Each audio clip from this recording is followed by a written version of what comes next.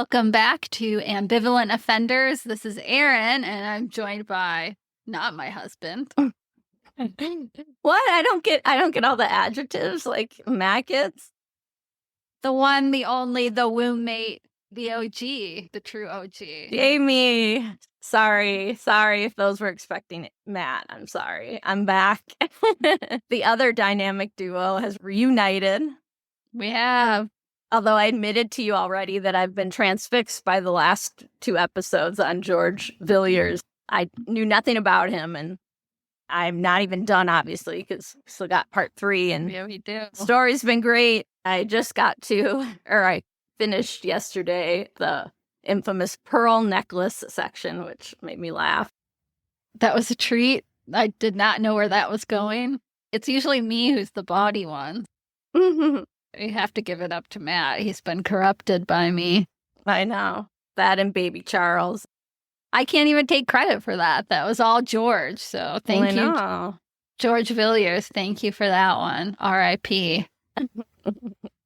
Well, unfortunately, we're not talking about Baby Charles or George Villiers, but we are talking about a very famous figure who's definitely fits in the controversial category. And she has for pretty much the whole time she's been involved with another figure we've covered on the podcast, but I'm going to get to that here in a second.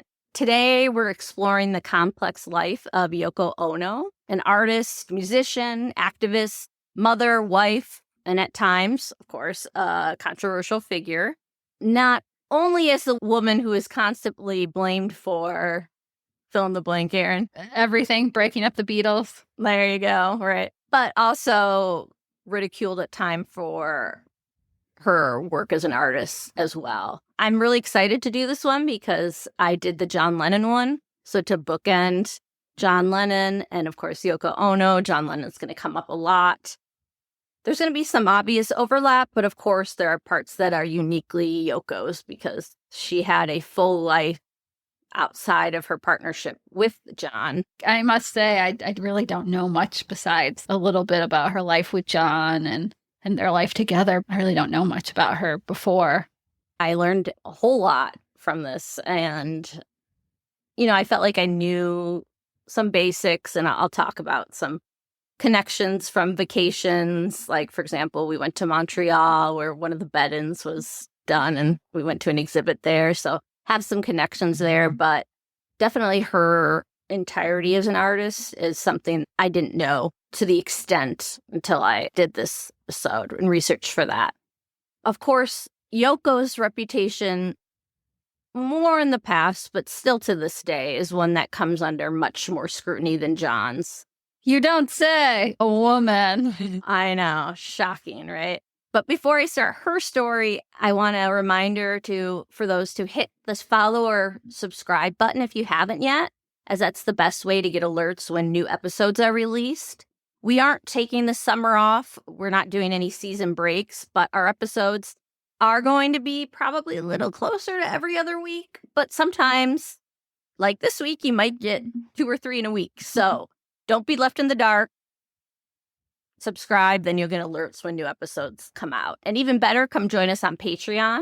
Free members get bonus content every month, and paid members unlock even more exclusives like mini episodes, giveaways, book recommendations. I saw, Erin, you just posted some great ones for summer reading. I tried to do that on about a monthly basis. At least I'm going to try to going forward, because if you're like me, you always want something new to read. I'm also the one who brought a book on cholera to the beach ones. My definition of beach read might be slightly different than everybody else's, but it's still good to have those on your list. I think it's so hard when sometimes if you're searching online on Amazon or another independent bookstore, or you're in a bookstore and you're in the history section, it's overwhelming. I know I go through phases and sometimes things just stick out to me, like last or 2 summers ago, I don't know, I got really into shipwrecks or like disastrous ship journeys, but that just happened because I stumbled upon, while I was in a bookstore, a book that I ended up being interested in. Sometimes it's just overwhelming and you don't know where to start. So I think those book recommendations are very, very nice to have. I hope so. Yeah. And you can also, if it's a paid member, we also do sometimes have polls voting on upcoming offenders. So if you have strong feelings about who you'd like us to cover, that's always a good place to go as well. So the link for our Patreon is in the show notes as always. If you want to support the show and join us over there, you can kind of join us in the jury box, as we'd say. Lastly, speaking of Patreon, I want to quickly shout out some new members who have joined in the last month or so. So first, I want to shout out to Larry. Thank you. Thanks for joining. Hey, Larry. Hi, Larry. And a thank you to Blake. I'm going to send, sorry, Larry, a little extra love to Blake, but that's only only because I'm biased and Blake's my amazing boyfriend. Okay, I'll give it to you. It has nothing to do with you, Larry, I promise. And at the heart of today's story is a love story. So while Blake and I's story, I'm not going to say as iconic as John and Yoko's. Those are fighting words. Yeah. A little blasphemous. I couldn't help but keep coming back when I was doing my research to the word love, because when telling the story, even if there were tragedies and traumas, love, and of course the word peace come up a lot. Maybe by the end you'll also agree with me there. So are you ready to start Yoko's story? Yeah, I'm excited. I really do want to know more about Yoko. Obviously, we've loved the Beatles we talked a little bit about that in our John Lennon one. We've loved the Beatles since we were babies. So yeah, this always hits close to home. I'm always looking forward to knowing more about the women around them as well. While doing this story and riding into work this morning, actually, I was listening to the Ballad of John and Yoko. Oh, Yoko. Again, songs obviously inspired by her, as well as ones by John Lennon and Yoko. For example, Imagine. I'm going to talk about that at the end. She's finally been given writing credits for that. Originally, it was just John Lennon, but in recent years, she got to be added as writer, a co-writer, as well as Give Peace a Chance. Kind of like the Elvis one. I've been trying to consume that as well, and I think that kind of helps set the stage for getting you in the mindset for telling her story. So hopefully I will do that justice. This first segment I want to call Yoko Before Lennon, because while our brains, I know, want to start with that electricity and that John and Yoko coupling, we need to pause or rewind a bit, because before Yoko Ono became this like lightning rod for Beatles fans and a symbol of avant-garde everything, she'd already lived through more than most of us could imagine. So she was born into a pretty wealthy Japanese family. So her dad was a banker and her mom came from a line of samurais. Oh, badass. Yeah, I know. So she grew up with definitely privilege, but also trauma. You have to think of the time period that she's born in. So she survived the firebombing of Tokyo in World War II. Oh, no. That was an early experience. And so later on, she said something that stuck with me. She said, quote, "You don't want to possess anything that is dear to you because you might lose it," end quote. Oh, yeah. That kind of heartbreak was a theme in her life. I think over time, you'll see her quotes about loss and love and all of those will shift a little bit. That first one is obviously the ideal circumstances. You have to remember the time period, the context. Absolutely. As I said, that kind of heartbreak was a theme in her life. I want to give another example that's one hard to hear. It's this episode, I'm going to say, is going to jump back and forth with segments with her relationships, her solo art, her activism, her art with John, and all these different things. A lot of it is going to be some rewinding and back and forth. So just to give you a heads up with that. I do want to start again with her life before John, with some significant relationships, because I knew she was married before, but I didn't know she was married twice before John. Oh, yeah. I knew that she was married before, but not that many times. Yeah. She goes to New York. And so she's in New York in the 1950s. And in 1956, she married Toshi Ichanagi. He's a fellow avant-garde musician and composer. He also did a lot of work obviously post Yoko Ono marriage. I was listening to some videos and kind of lectures on him, both to learn more and to learn how to pronounce his last name as best as I could. So they were both obviously young. They're both immersed in this experimental scene, experimental music, and they were both really determined to break rules of traditional art. Very typical 20-somethings. Exactly. And again, we're not in the 60s, with the hippies, but we are still in that bohemian, that beat culture in New York. Yep. So Toshi had moved from Japan to New York to study at Juilliard, and Yoko was attending Sarah Lawrence College. And together they dove headfirst into the art scene. So they collaborated on performances, and they just kind of really soaked in that energy in New York City at that time.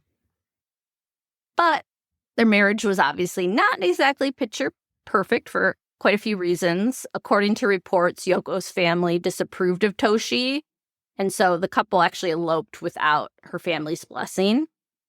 And they did live like true bohemians. They were broke. They were obviously doing these bold experimental things, constantly creating, very busy and kind of out there. And by 1962, the relationship had really run its course.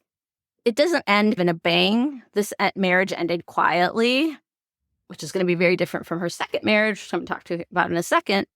But Yoko moved into that next chapter of her life and another marriage fairly quickly. But again, nope, not to John Lennon. There's going to be heartbreak in this next one for sure, but I haven't gotten to the devastating part that I kind of want to, I guess, set the background. I want the story, what happens within her second marriage, be in the back of our minds as listeners when we're talking about her life, because this is something, a trauma that's going to last many years. And so that's always going to be kind of in her brain as she's doing and making art and all these things that we know Yoko for in the 60s, 70s, 80s. And she's going to have this, not only, again, the traumas that we already talked about as an early child in Tokyo and with the fire bombings, but also this next part. So her second marriage was more unconventional and definitely more emotionally charged. So this one is not going to end quietly. Shortly after divorcing her first husband, Yoko married Anthony Cox, who was an American jazz musician and a filmmaker who actually initially reached out to her because of her art. So that's how their relationship started. Their relationship, unsurprisingly, was this whirlwind of creativity and instability. We'll see that as a pattern with John as well.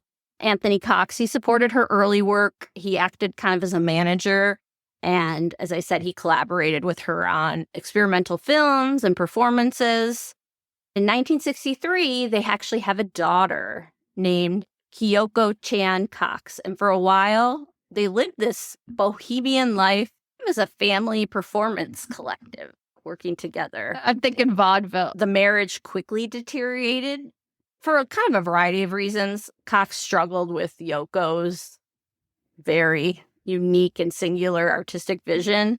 And Yoko, who we'll see, does have some mental health struggles. She was dealing with depression. She felt stifled increasingly by Anthony Cox. And so by the later 1960s, their relationship had fully unraveled. John Lennon into the picture makes it uglier. There is overlap between John and her marriage, which we'll see is also the same with John. This is the segment that I would say is one of the most painful chapters of her life, and one that I want listeners to keep in the back of their brain. That's, at least for me as a mother, it's something that I was keeping in context as I started researching her life. So she enters a really bitter custody battle with Anthony Cox. When Yoko began her relationship with John Lennon, things only got worse. And by 1971, her ex-husband, who she's going through this custody battle with, Anthony Cox, he had aligned himself with a Christian fundamentalist group. No, never a good thing. They were called the Living Word Fellowship. Oh, no. He actually took Kyoko and vanished. And when I say vanished, I mean like disappeared, gone. New names, no contact. You could do that in the 70s. Do you know more about the Living Word Fellowship? I don't, but we should, maybe that will be on our Patreon. I want to know what the hell is going on there.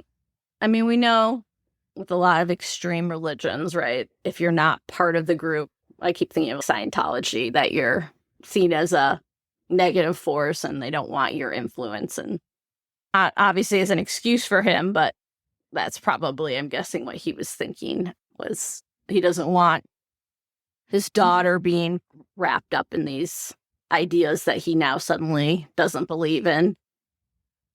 So Yoko and John tried everything.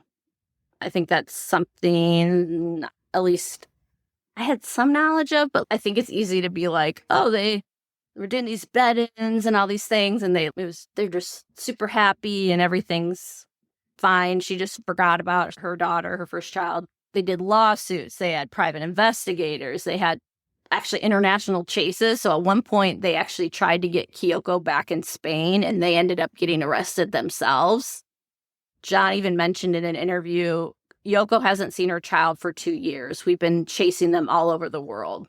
Oh, that is so heartbreaking. At least from what I've always perceived, it was like she got with John and gave up everything to be with him. But it's not the case. She's already suffering from this trauma and her daughter's gone. And it's not even that her husband has her, but that she has no way to even get in touch with her. This is not shared. This is not shared custody. This is a kidnapping. Yeah. She's been napped. Yeah, it's not like, okay, yeah, I only see her on holidays. You have no idea. You don't even know if she's alive still, really. And obviously Yoko was shattered. I mean, how can you not be? She once said, quote, losing my daughter was a very serious pain, end quote. And you can feel that ache running through so much of her art from that time. It's like every abstract piece she does is holding something really personal that got lost. That's like a common theme. Another quote that wrecked me a little bit, again, as a mother. She said, quote, every day I thought of Kyoko, there was always a hole in my life, end quote. Poor Yoko. This is where I'm like, okay, we're done. She can't do anything wrong. Whatever happens. Yeah. To lose your daughter, to lose them to a cult. Even if she murdered her ex-husband, I would be okay with that. I know, seriously. Over 2 decades. So we're talking 20 plus years. She had no contact with her daughter. No idea where she was at. Nothing. As I said, as I tell the rest of her story, I just think of this part of her, this mother mourning her child. I just kept thinking about in the back of my head as she's creating these art pieces, as she's creating this life. She's always, as she said, has this hole in her heart moving forward. Because obviously this kind of trauma is not something that you let go of. It doesn't just go away. No, not till you get your daughter. That's not something that you can get over, that you can take drugs, you can marry an internationally known man, probably one of the most eligible men in the world, and it doesn't go away. Nope. But the story does have a happy ending. I'm going to give you a spoiler alert right away. So I'm going to go there now. I'm not going to keep you hanging. Thankfully, decades later, around 1994, very much in the future, Kyoko, who is now grown up, she actually reconnected with Yoko. And I really love this about it. It was a quiet reunification. There wasn't any media involved. There was no media splash. It was just this healing moment. I can just visually see that hole in Yoko's heart healing. I wanted to start with that piece of Yoko because that relationship with Kyoko, that fracture, that loss, and then that ultimate reclaiming, I think is a profound thread in Yoko's life. We're going to see some of that pattern. And I also think it's one of the most private, which says a lot because most of Yoko's adult life, right, was lived so publicly for everyone to see and to judge and make comments on. And at the end of the day, there were these private moments and these private things that the public either didn't know about or didn't care about that were a part of her life. Yeah, I'm just, of course, looking at the Wikipedia of the Living Word Fellowship, the cult. I'm sure they're wonderful people. Its oversight was centered at Shiloh, a farm and retreat site. Iowa.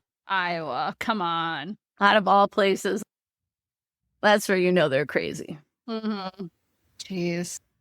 So maybe at some point, being in the Midwest, we can make a pilgrimage to there. Yeah. Well, it says it ended its affiliation with the group in 2018. And of course, in 2020, women came forward that said that they were sexually abused as minors. Shocking. In a cult. In a Christian cult. That does not sound... Wow. Somebody should cover that story. That's such a unique individual story. Mm-hmm. Just reading it, like, checks out.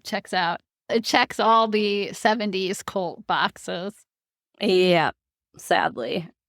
At the same time, like, you know, those fundamentalists, it does fit those cult boxes. And then it's also like that idea of like just picking up your child and going. I know, obviously, that happened, but a lot of times it was like family units, but that idea of literally kidnapping your child. You could do that back then. You could, I know. Yeah, I think it's like until like the 80s. It's like D.B. Cooper, right? You can get on an airplane with a fake ID and, oh, I'm D.B. Cooper, and you can parachute out. And we will never find you. Like, it's a man with a hat and glasses, and that's literally all the men in all the world. It's like the 80s when that no longer was a thing. Sadly. Now with the digital age, yeah. You can't do anything now. Sadly. Sadly, pour it out for the men who can't kidnap their children and take them to a cult. Right. The tragedy of today's technology.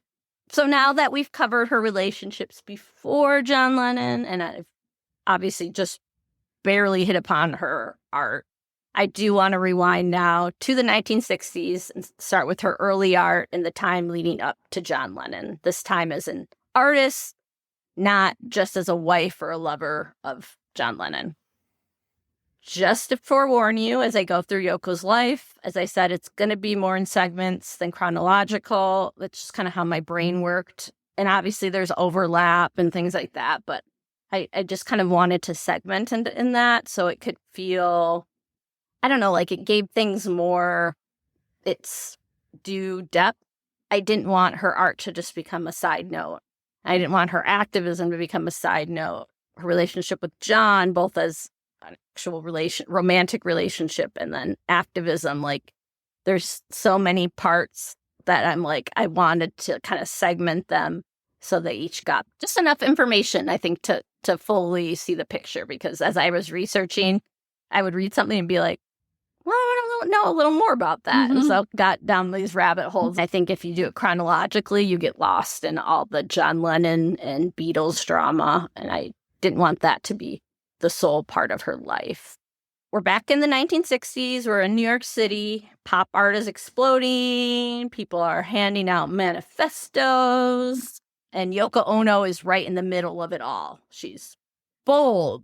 She's weird. And I mean that in a good way, at least my way. Not derogatory. No, exactly. And she's completely herself. Like we're talking about, I think especially, I mean, maybe now and a little, I don't know. Our culture's like both like, yes, be yourself, be unique, but also like, we also have these conventional things, right? Like conventional beauty, conventional this and that. And then in the 1960s, obviously there was that same sort of thing, right? They were, this is what a movie star or an artist or a musician, female one, should look like, right? Like oozing femininity and things like that. And that was really not Yoko.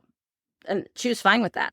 Yes. She was always 100% herself. She wasn't trying to fit in. Never, ever. And even when she gets with John Lennon, you'd think, okay, now she's in the public eye more. Like maybe people are going to try to tone her down and make her kind of fit into this, you know, wife of a Beatle. Yeah, a rock star's girlfriend, rock star's wife. Yeah, she never fits into any of those pigeonholes. She wasn't just part of the avant-garde scene. She was setting the tone. She's a major player. Her art was something that was not just a visual medium. It was often performance art and something like you literally stepped into. I'm going to give some examples here. So a quote from her about art, she once said, quote, "Art is the flower, life is the seed," end quote. And that kind of sums it up. Her work was all about breaking the walls between life and creativity. So both like everyday moments, emotional rawness.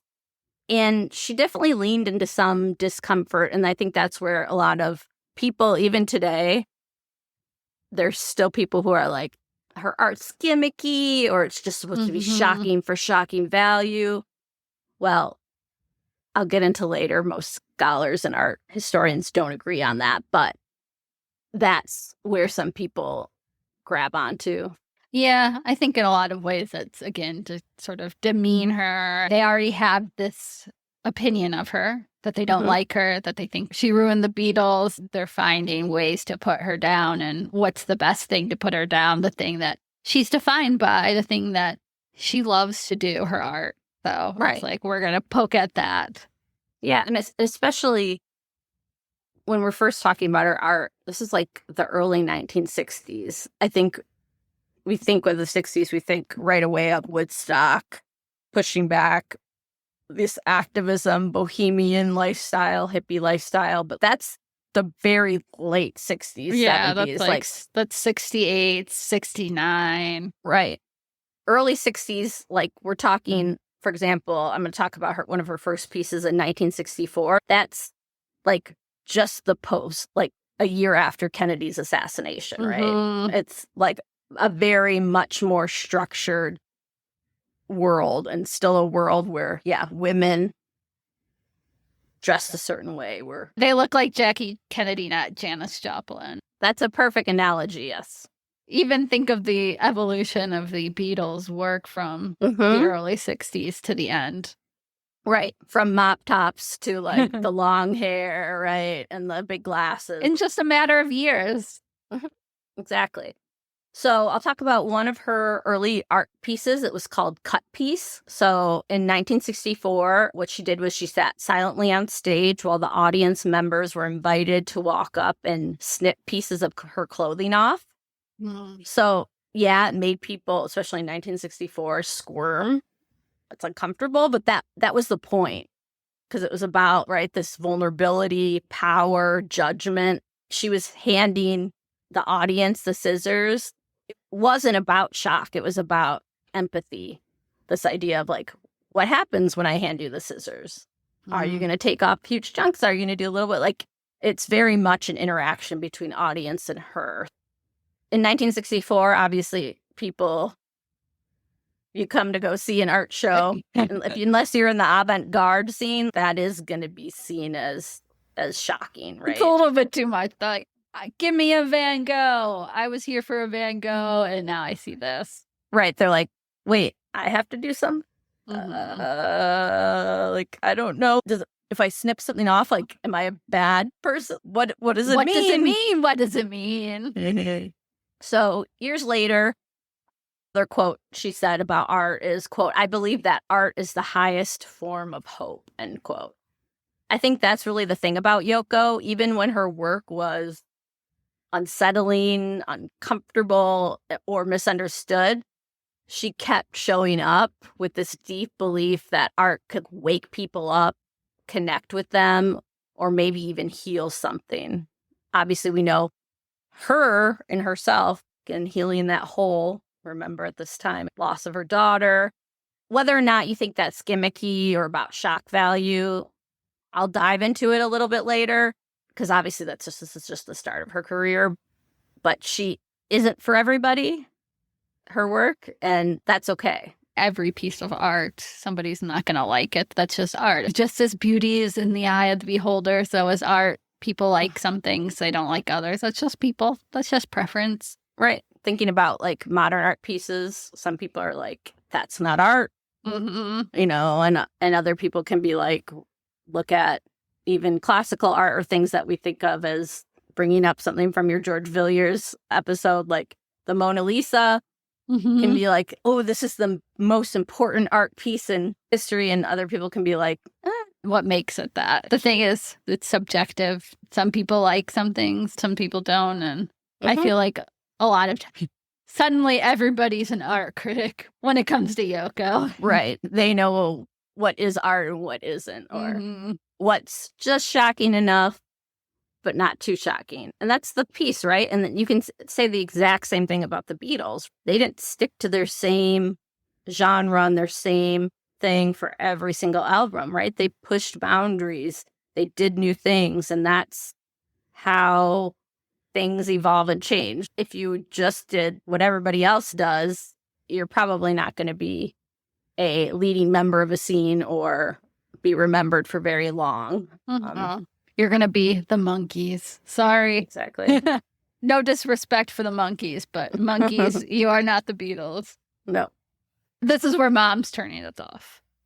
Because, what is it? Davy Jones? Who's the monkey guy? Who's the monkey guy? Davy Jones. Is he the Monkees? Yeah. Davy Jones. Mom's a big Davy Jones fan. Well, she probably thought he was cute. She's not going to be here for my Davy Jones slander. Yeah, she's like, I'm done. I was with you until you slandered Davy Jones. End episode. Well, I think this is going to be a hard one for so many people, not just mom's age, and I won't give away mom's age. Do that. But people of an older generation who grew up with the Beatles, because so much of what they heard about Yoko was slammed into their brain day after day in newspapers and all these sort of things. They already have all these preconceived notions. It's less in our generation, but the first time I heard about Yoko Ono was Yoko Ono broke up the Beatles. That's the first context I ever heard of her name in. So it hasn't changed. It didn't change that much between her generation and our generation. So before we can get to her quote unquote breaking up the Beatles, the part we knew was coming, the meeting of John and Yoko and the start of I'm going to start off with their romantic partnership. I know it's hard to separate the romantic from the artistic at times, but I'm going to try starting with more of the messiness on the personal side.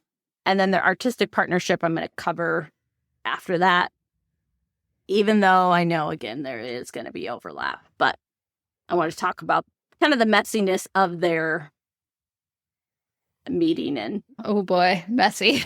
So when Yoko Ono met John Lennon in 1966, it didn't just change her life or his life. It really, we could say changed music history. I don't want to be too grandiose, but in a way, the worlds they both lived in. Connection was instant. It was intense, and it was not just romantic. It was creative. It was defiant. On once said, quote, Yoko and I were a team, a partnership, end quote. And it really did feel, for good and for bad, that they were fused into like a single strange but beautiful force. Like I said, for good and bad, right? You can call that codependent. Yeah. At times, which it definitely was. But they also did just connect. And they were from two very different worlds. And I think they both fascinated each other and were just drawn to each other's geniuses and in these different factions. They both had those traumas in their early life, and 100%. They're little broken people, and in some ways having each other made them whole. Yes. And I'm going to actually get back to that, because a big question I had was about, because of knowing both their traumas and John's relationship with his first wife, which I'm going to get to in a minute, I had some questions about his relationship with Yoko that I wanted answered. So let's be real here, right? This relationship was not all peace and love. The story of Yoko and John came with collateral damage, and it gets pretty brutal and tough at times. That idea, does true love conquer all? Love is very strong, but yes, It's almost too strong. It's a tidal wave. It takes out everything. And yeah, we talked a little bit about it in John's episode. It's beautiful. It's ugly. It's something that you have to address head on when you talk about both of them, because they did hurt people along the way. 100%. That collateral damage is something you can't ignore. We'll start with the obvious one I already hinted at. And if you've listened to the John Lennon episode, I recommend you do that. Mm-hmm. Cynthia Lennon, so John Lennon's first wife. Obviously, she's going to feel the impact of this coupling firsthand because this happens overlapping. She is still married to John when their coupling begins. They had married very young. They did, yes. John will talk about that later as he grows older and wiser. Like many of us look back and be like, what did I do? Yeah. When you're 40, 39, you look at things different than you do when you are in your 20s, even your mid-20s. Yep, exactly. That frontal lobe, it's not developed. It's mushy. I know.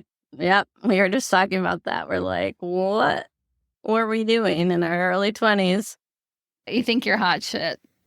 Yeah.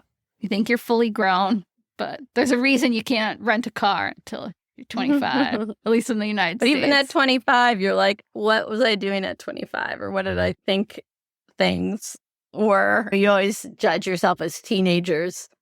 But by the time you're in your 20s, you're like, well, oh my gosh, I can't believe they let 18-year-olds go to college. But now I'm 25, so I'm way... Why do they let 25-year-olds get married? Exactly, I know. I should change some laws here. No, I'm just kidding. You should be minimum 30.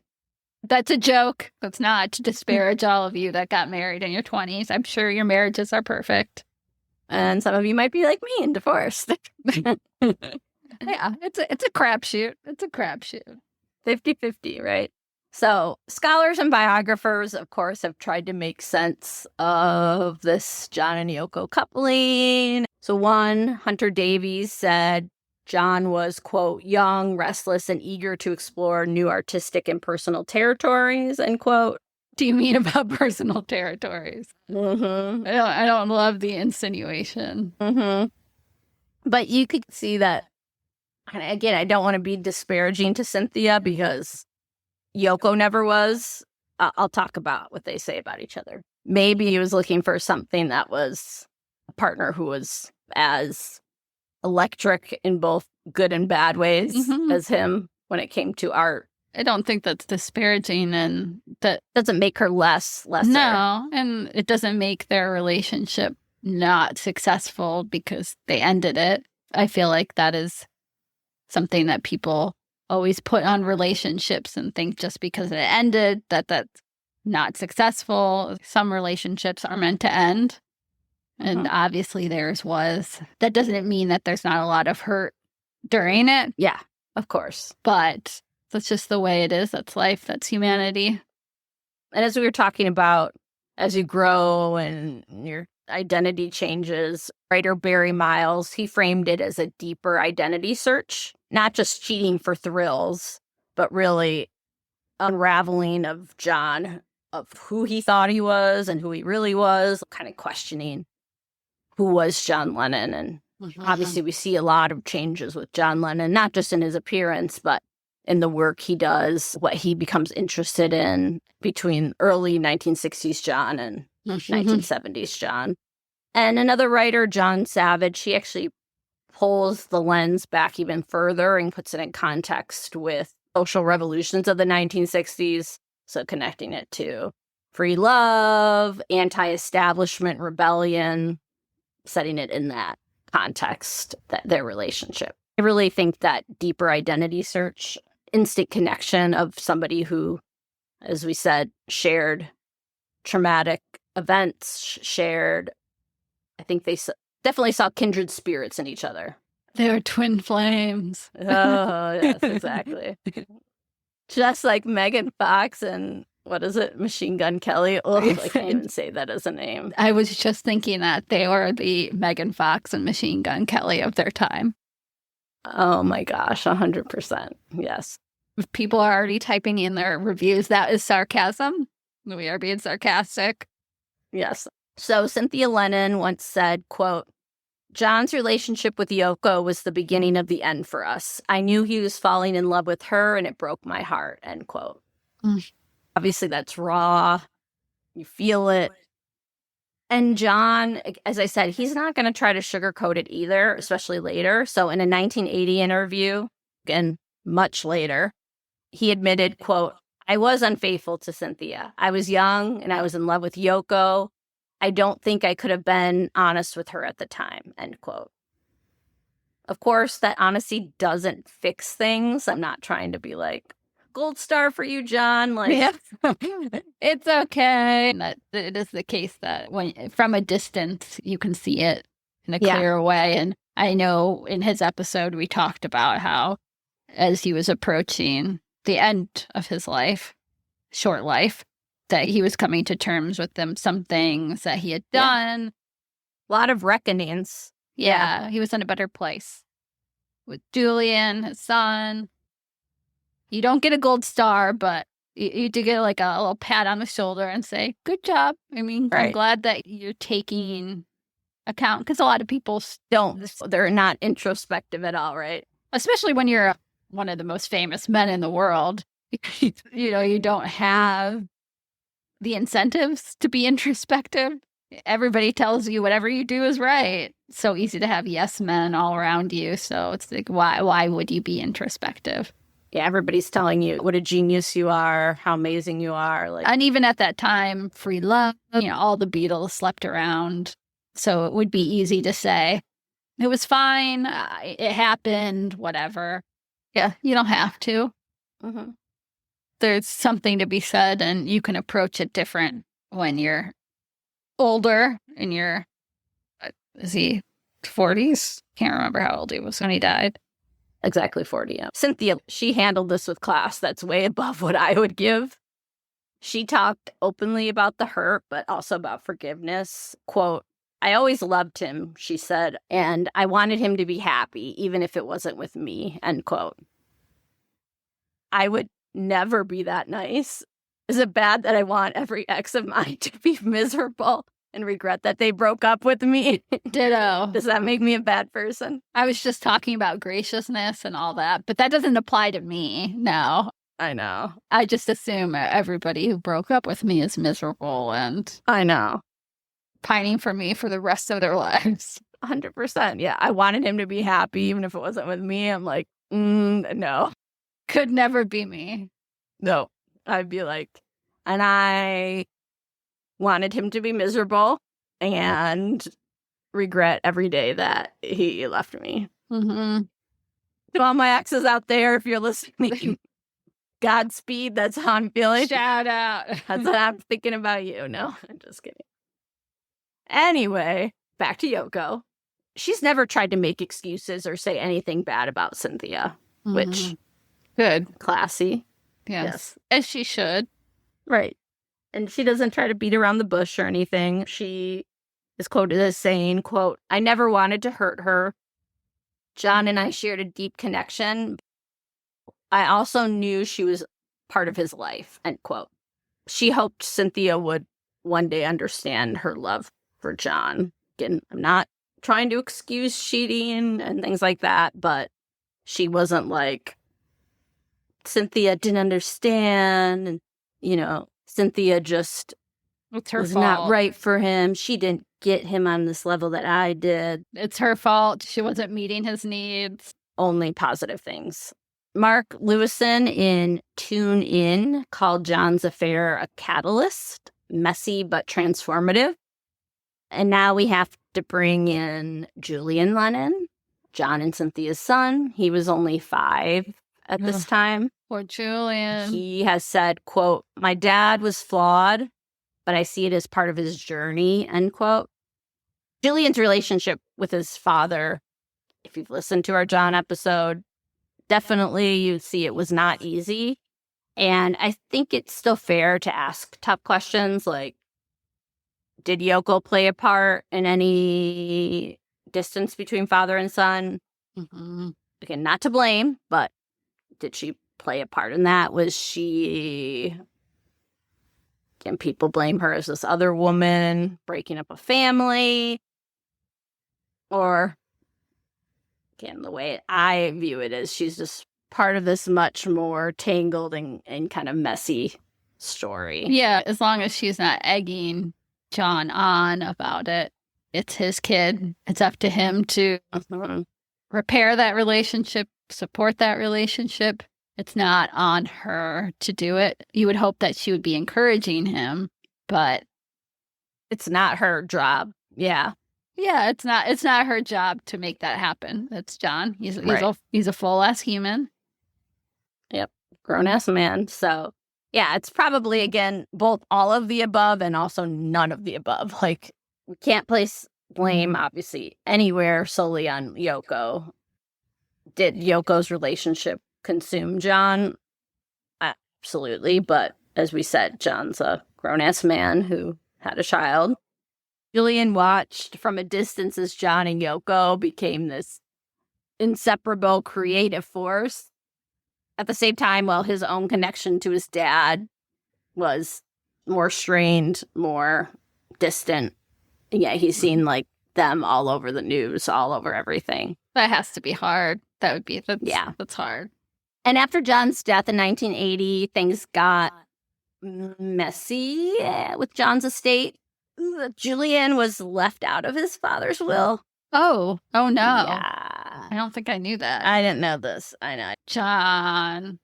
And Yoko was named the executor of the estate. So Julian later said, quote, "I had to buy back my father's belongings with the money I got from the settlement. I was buying his stuff back with his money. It was insane," end quote. That bitterness ran deep. He once referred to Yoko sarcastically as Her Highness, but he feared that speaking out might get him cut off entirely. Even though he wasn't in the will, like, Yoko was providing some financial pieces. He feels like he can't. Obviously, he's grieving too with the death of his father. He can't ever repair that. So you can see him as being as broken as John was when his mom died. I don't want to make excuses for John not putting him in the will, but it's also hard to know. He was only 40. Right. And was the will written? Where was he at when he wrote it? Things like that. We need more details. Yeah. But over time, something did shift in the relationship with Julian and Yoko. Julian has said in more recent years, quote, "We've had our differences, but we found a way to build something respectful." He's really acknowledged that Yoko has fought hard to protect John's legacy. He gives her a lot of credit for that. So even though their relationship was never warm, he has had high respect for her. So before moving on, I wanted to know while doing my research, because when I did my research with the John episode, I had already known this, but John was abusive towards Cynthia, his first wife. I wanted to know whether there was, of course, abuse in this relationship, because obviously I knew John and Yoko's relationship was not all peace signs and bed-ins and things like that. There was turbulence, there's infidelity, drug use, even a temporary separation, which I'll talk about. But after all my research, what I found was, despite the chaos, there's no evidence of physical abuse in the relationship. Yoko has never described herself as a victim of any type of physical abuse. What she has talked about is the emotional complexity, which we already were hinting at, of loving someone like John, who is brilliant, of course, but also wounded and often unpredictable. So was there emotional abuse, or was this an unhealthy relationship at times? Maybe, but without being in that relationship, we can't say for certain.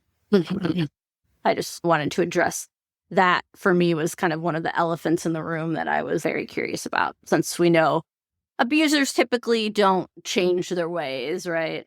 Yeah, just because he's with Yoko doesn't mean suddenly he's a different man. But it does. It certainly sounds like some of those same themes, if not abusive, at least some of those themes about drug use and stuff strained their marriage. Yeah. So I'll be talking about the strains here right now. An event in 1972, things hit a low point for sure. So at a party hosted by activist Jerry Rubin, Lennon, who is drunk and angry over Nixon's reelection, which can't blame him there. Nope. I would be too. I would be drunk and angry too. Give me a martini.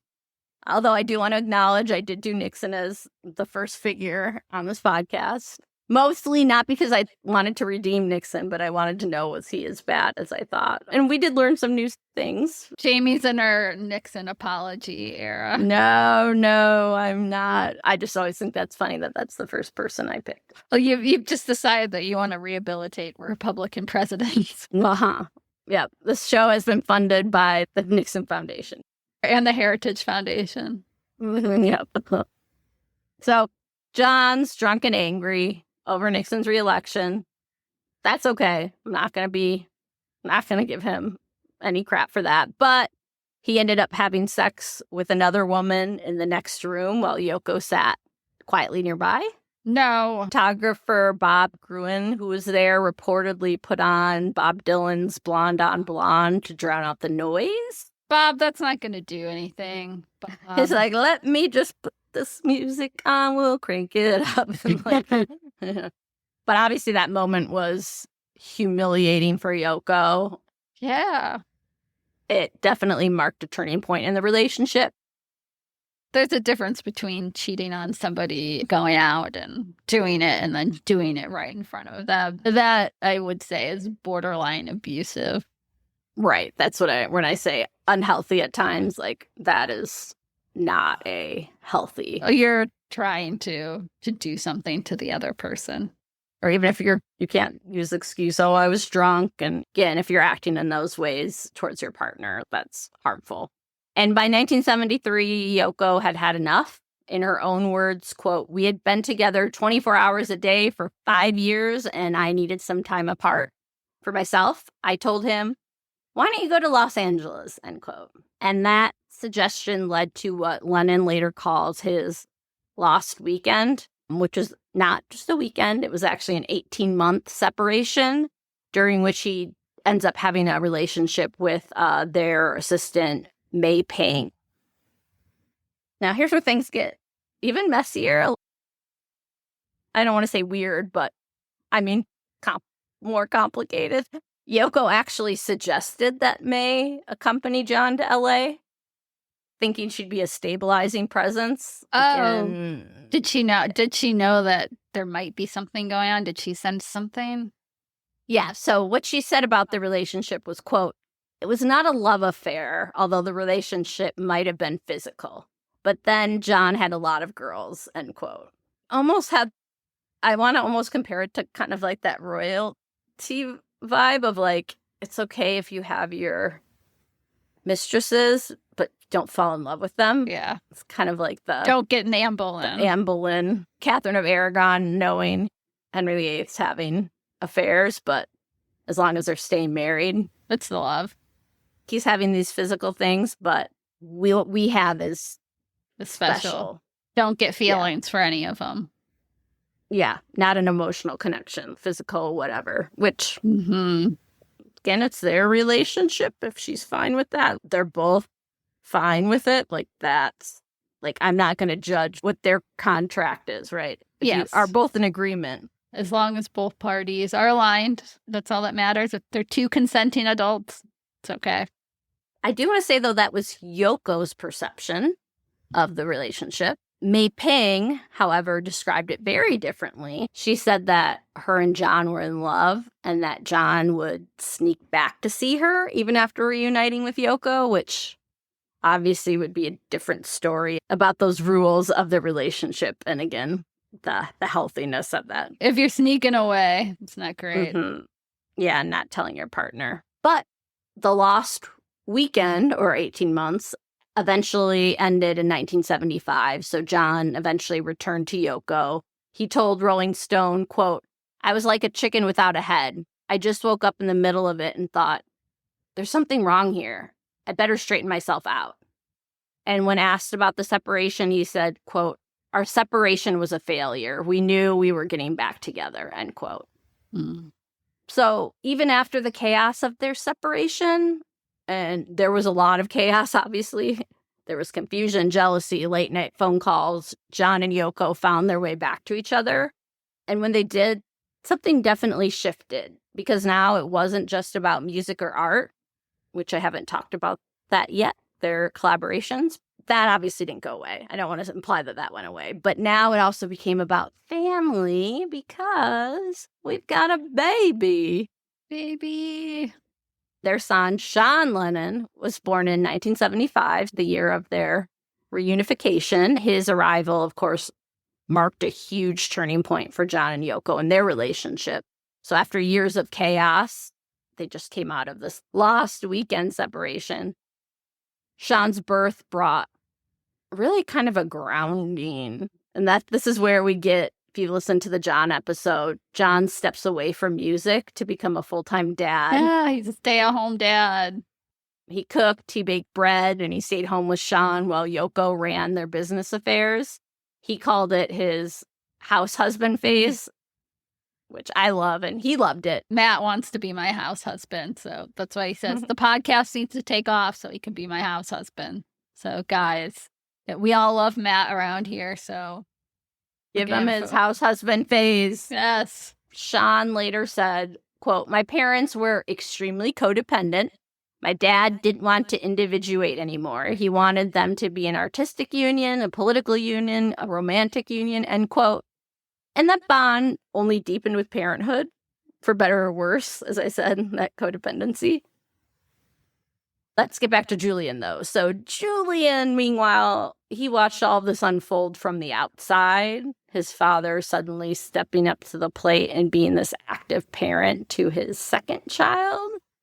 Not fair. I think it's not just them. It happens all the time where... It does. Especially when you're an older parent and you've had, maybe a second brood of kids, you approach parenthood in a different way than you did when you were in your early 20s. He was just a kid when he had Julian, and now he's in a different place in his life. He's not touring with the Beatles. Yeah, he's completely, again, house husband, right? Julian once said, quote, "I felt like Dad was a hypocrite. He talked about peace and love, but he couldn't show it to the people who supposedly meant the most to him," end quote. And that pain, I want to acknowledge, doesn't just vanish. But Julian has also said he understands, like we were saying, that his father was trying to grow, even if it was too late for them. But John's house husband phase, sadly, was not a long one. Okay, we know it's coming next. We do. Unless you're new to the world and you're a baby. In that case, baby, why are you listening to this podcast? And baby, you might want to hold tight right now. Hold on to your butts. Now, 5 years after John and Yoko's reunion, and 5 years after the birth of Sean, so we're in 1980, more specifically December 8th, 1980, and outside the Dakota Building in New York City, right there with John. They had just returned from the studio. They were working on her song, Walking on Thin Ice. It was late. It was cold. It was, to them, an ordinary night in every way until, of course, it wasn't. So as they stepped out of the car, a man named Mark David Chapman, someone who had asked John for an autograph earlier that day. I'm not going to go into him. Again, this episode's not about him, but he was waiting. He pulled out a gun, he fired 5 shots, and 4 hit John. Yoko was just steps away. In the chaos, so John was rushed to Roosevelt Hospital in the back of a police car. Yoko followed in another vehicle. I'm sure she was just in shock. I know. Not knowing yet that her husband, this man that she had built a whole life, a family, and a movement with, he was already gone. It's brutal. I know. She later recalled asking the doctors to tell her he was still alive. She begged them. That makes me really sad. But then they handed her his wedding ring, and she knew, that was that moment. Even in that moment of unimaginable grief, out of nowhere. She was still thinking of their son, Sean. Remember, he's just 5 years old. Such a baby. I knew obviously he had a son with Yoko, but I guess I didn't realize how young he was at the point that John was killed. Yeah, I know. So Yoko asked the hospital staff to delay announcing John's death for 20 minutes, just long enough for her to get home and tell Sean herself before he heard it on the news. Ugh, that's a mom right there. That's a mom. I know. Ugh. It's not surprising, but I think, again, it tells you, again, something about her mother instinct. Even while thinking of she just lost this love of her life, she then automatically is like, I have to tell Sean, right? I don't want him to see it on the news. And of course, the world mourned. Vigils were held.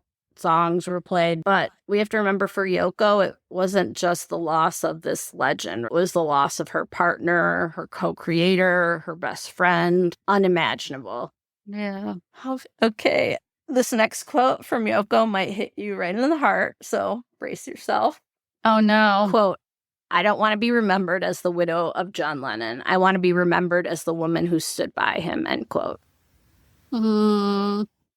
And she did, in life and death. Later, I'm going to talk about how she's held John's memory close to her in her art and activism, and she continues to do so, and I will continue to try not to cry. Yes. We'll end this part one, though, here on their artistic partnership before 1980. So now we're going back.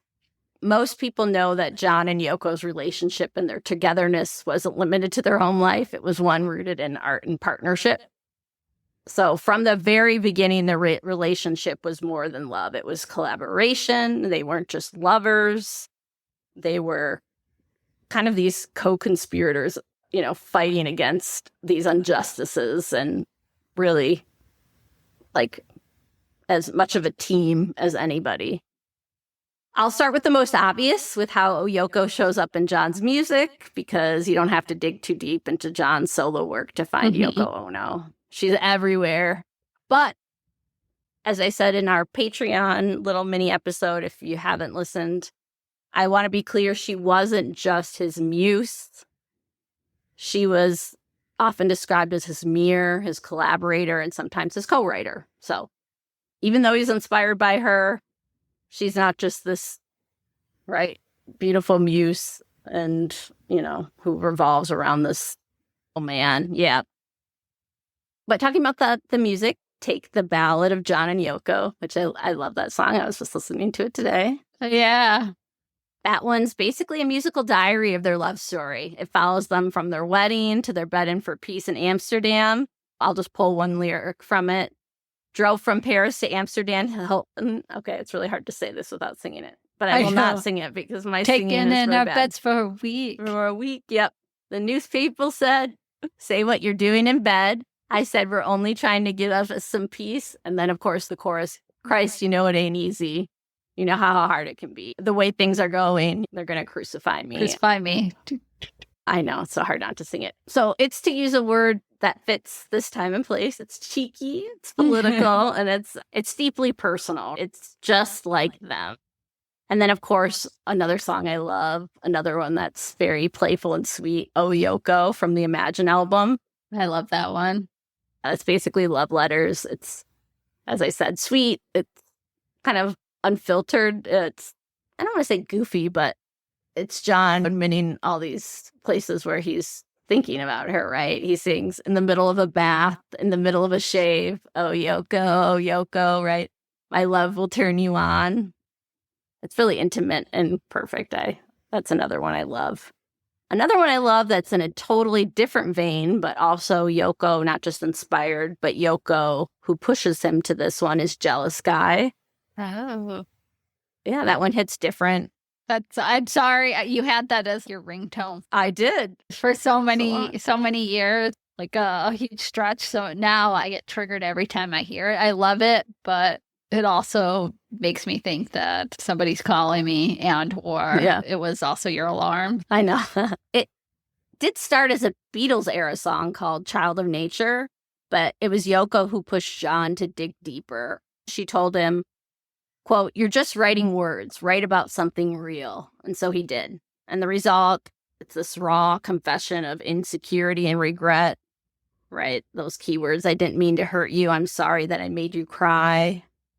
And that's vulnerable. As we talk about John, and I know this episode's not about John, but obviously their lives intersect in so much ways. It's vulnerable in a way that wasn't common for male rock stars at the time. Mm-hmm. And Yoko's influence is all over that. And of course, I hinted earlier, there's Imagine, probably one of the most famous John Lennon songs. And for decades, it was credited solely to John. But in 2017, Yoko was officially recognized as a co-writer. I mean, John had even said back in the 80s, quote, "Imagine should be credited as a Lennon Ono song because a lot of it, the lyric and the concept, came from Yoko," end quote. Oh, wow. Yeah, her earlier book from the 60s called Grapefruit had poetic instructions like, "Imagine letting a goldfish swim across the sky." And that hopeful energy had shaped the entire song. So she does get recognized as a co-writer. So yeah, I want to be clear that Yoko didn't just show up in his songs. She helped shape them. She challenged him to be more honest, more raw, more experimental, more himself. And whether or not people realize it, she's all over the music that defined his post-Beatles life. Well, a huge chunk of people who love him don't like her, so they want to erase her contributions, but it's good to put her back in where she should have been all along. 100%. So we'll end part one on their more art/activism. And I say that because activism wasn't separate from their art. It was their art. They're not two separate things. So their early projects, like they had this Bagism performance and this Acorn event. They were playful, but challenging ideas about identity, peace, public perception. And then came the most infamous, the Bed-Ins for Peace, first in Amsterdam, then in Montreal. And if you're not familiar, again, if you have a baby, maybe you don't know about the Bed-Ins. Instead of marching in the streets, they invited the press into their hotel room. They stayed in bed for a week and they talked about peace. Can I say something? Yeah. About Bed-Ins to you? I would be so good at it. I know. That's what I was going to say. I said, I feel like, Erin, you'd be the best at Bed-Ins. You've put in a lot of practice hours already. I have. It's all about peace. It's peace and love, guys. Peace and love. Yeah. I feel like whenever we FaceTime, you're always doing a Bed-In. I've got a lot of... You've practiced. You're ready. Yeah. You're ready to go. Some people call me an activist. Mhm. Just continuing John and Yoko's work. Me and my cats, Pippi and Mittens. I'll talk about when I visited Montreal on the same trip as the infamous Rupert the Ghost trip. Oh, which no. was mentioned in an earlier episode, but I'm going to talk about that more with the art because it overlaps with the art. There was an exhibit on the Bed-Ins, and that was really amazing to see. But I want to go back to Yoko and John and their Bed-Ins because, yeah, it was absurd. And it was also brilliant. It worked. People paid attention to, they were all over the press. Considering we still talk about it, certainly mission accomplished. Right. They launched the War is Over If You Want It campaign. If you're not familiar with this time period, Vietnam War is raging on. So they launched that campaign with billboards in cities around the world. And it was really, just like the song Imagine, a challenge to imagine peace as something that people could choose. Let's choose a world with peace. Mm-hmm. Musically, they formed the Plastic Ono Band, releasing very raw, emotional tracks that were very much different than the Beatles era. It really stripped away the polish of that pop piece of the Beatles. Like Yoko's influence definitely pushed John into more experimental territory. Yeah, I know a lot of people don't like this music. And I'll talk about that. Yeah, I'll talk about that later. But it did also give her a platform to reach a wider audience. And John, he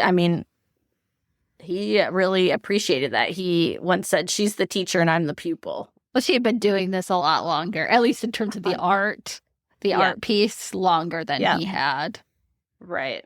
And so again, you might hate the music and things, but we do know it was shifting their perspectives and changing things. So I'll talk more about the controversies or how people view things about that.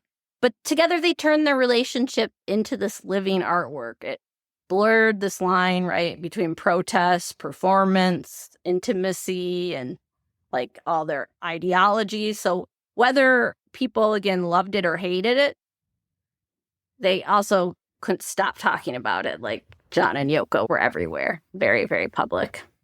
The next piece is going to be about controversial art and its impact, but I'm going to save that for next time. Let me see. Where will we go? Let me get to an ending. I thought I was going to do one-parter, but I kept adding even more today, and I was just like, man, there's just so many places where you can go with it, right? Yeah, I'm all for more Yoko. I'm learning a lot more about her. Again, people have this preconceived notion, so the more ways that we can smash that is good. Yep. So we're going to, like I said, pause there. Thank you again for everybody who has been listening. As we said earlier, the best way to reach us and to make sure you know when new episodes come out, since the summer schedule is a little different, is to hit subscribe or follow, depending on what platform you use. Join us on Patreon. Maybe we should do something, Erin, about the Living Word cult. I know. I really do want to dive into it. That's like our intersection of true crime and history. Oh, I do love a whole cult. Yeah, I went through like a cult phase, not as me go. I was not in a cult. Let me be clear. Jamie's we haven't mentioned that. Been in a lot of cults. Yeah, we haven't mentioned that Jamie's been in multiple cults. Weird. That has never come up. It was a phase, No, but I've watched a lot of this winter, a lot of cult documentaries. Give me them all. I know. Yeah, I will watch anything cult related. Fascinated. So we'll end there today. As I said, we can't wait to see you next time. Although next time might be probably George Villiers part 3, and then back to Yoko. So you're going to get some episodes, even though I said they're more spread out. They're actually going to be kind of, Erin's our one, and our Venn diagram, our one in the middle. Yes. She's our shared co-host. Matt and I share her. I'm excited to listen to the next one of George Villiers, so I'm sure everybody else is. It's going to be fun. And again, we're going to get a little bit of true crime because, as we've mentioned, George does not have an easy end. So we're gonna get some fun, interesting stuff. I won't say fun. Wasn't fun for George, but I'm excited to tackle the end. As long as baby Charles is in it, I'm in it as well. Well, he's gonna outlive, but then he also doesn't have a great end, which I really do want to cover him. Originally, I guess I'll just give you guys a thing. I was gonna cover him, but then I was like, ooh, that's gonna be way too much because I have to cover the English Civil War. Then I thought of George as sort of that ancillary, somebody in the core who I didn't know too much about, so I got to learn a lot. So I'm going to say something really corny, but for people who know about Charles, you'll appreciate it. His story, or him as a figure, he's a head above the rest. No. He is a head above the rest. He's also a good one because I don't think a lot of people, at least I didn't really know too much about, Villiers and Charles. In America, we don't really talk too much about the English Civil War. Nope.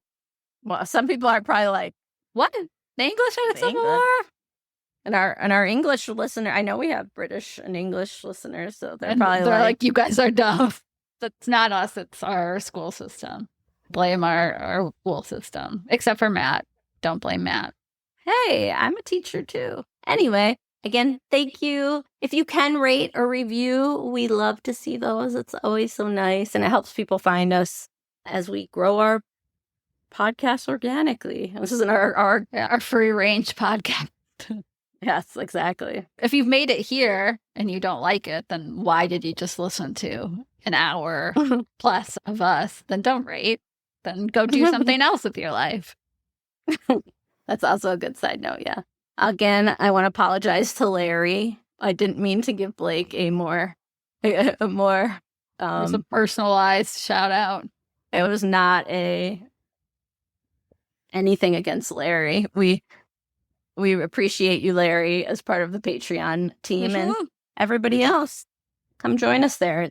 It's a fun extra spot to get some little side notes. I know, again, with John Wilkes Booth and his capture was on there. Again, book recommendations. There's some audio, there's some posts and stuff. You don't have to do it. You could be a free one. You'll still get some content. And even the paid level is like $3 a month. So replace like one half of a coffee a month and you can get exclusive content from us. But we will see you next time. Thank you for listening. Bye, guys. Bye.